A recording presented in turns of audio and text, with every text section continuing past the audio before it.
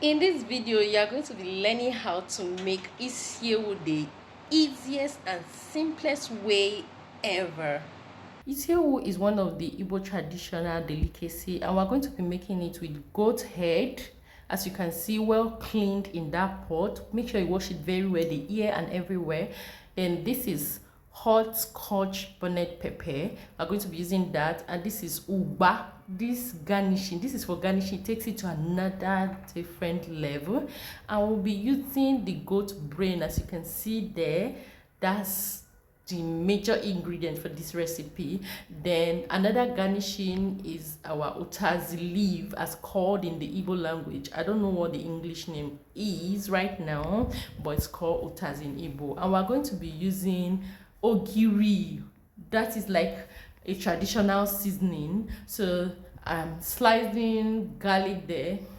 The first thing is you want to season this meat very well to make sure that the meat is tasty before you use it for this. So I added garlic, onions, I'm adding rosemary, I added bay leaf, and you add your salt and your seasoning. That's the bay leaf there, as you can see.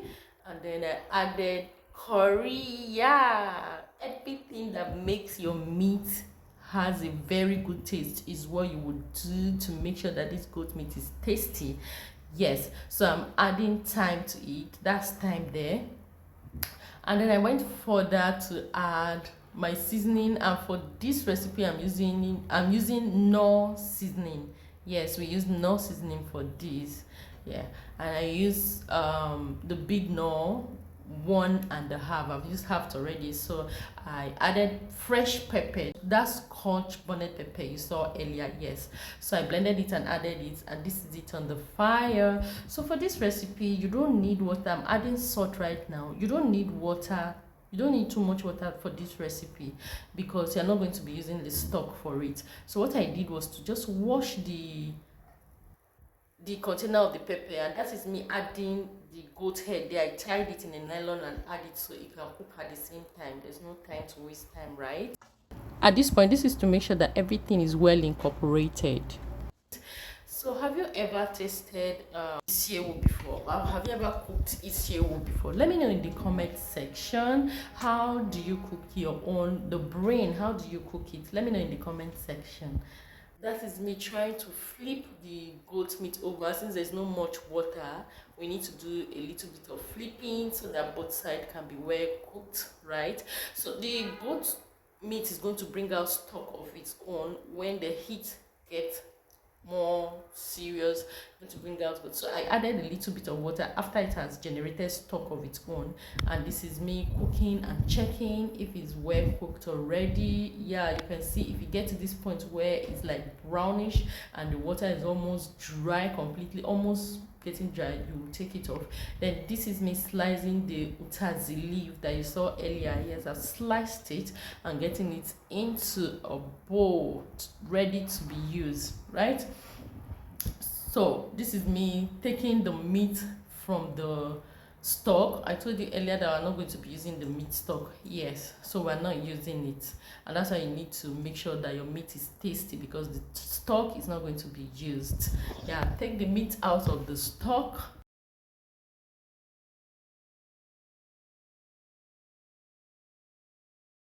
For the toppings, we are going to be using red oil and potash water. So you put potash in warm water, filter it and use. I skip that.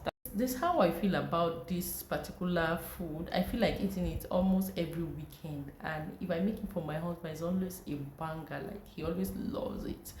So this is me getting the pot ready where I'm going to do our topping. So in that pot I have my red oil, I have added the goat brain and mixed here, and that water you saw was water with potash. So you use potash for this too.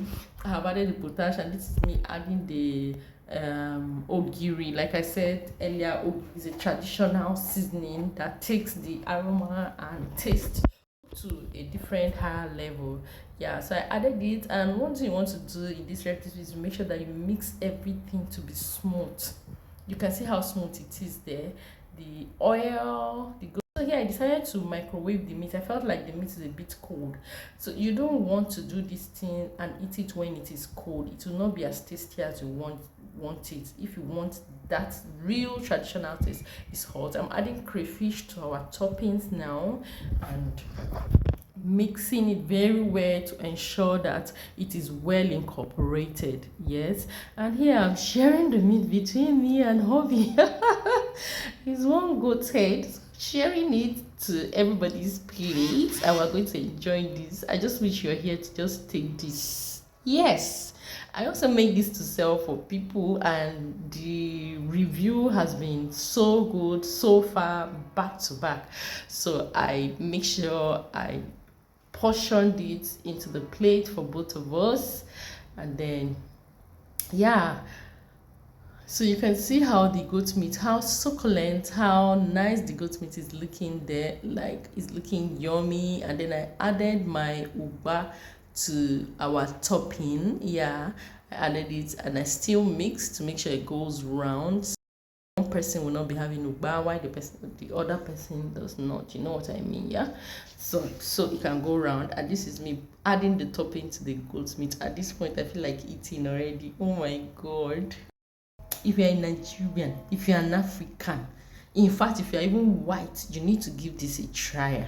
Yes, so I'm adding the vegetable that you saw me sliced earlier. Nigerians in America, I know, in the UK rather, I know getting goat meat is a little bit difficult, but if you have the opportunity, try to use the goat head. If you buy goat meat, buy the head and try this out. You will enjoy it. Like, you will sleep. We ate this in the night and I slept the next day feeling like I gave myself the best treat ever. So I added onions on it too for garnishing. Yeah, so if you have watched this video this far and you enjoy it, please give it a thumbs up. And if you have not subscribed to this channel, why not do that now, and let's build a community. Thank you very much for watching. Have a good one. Bye.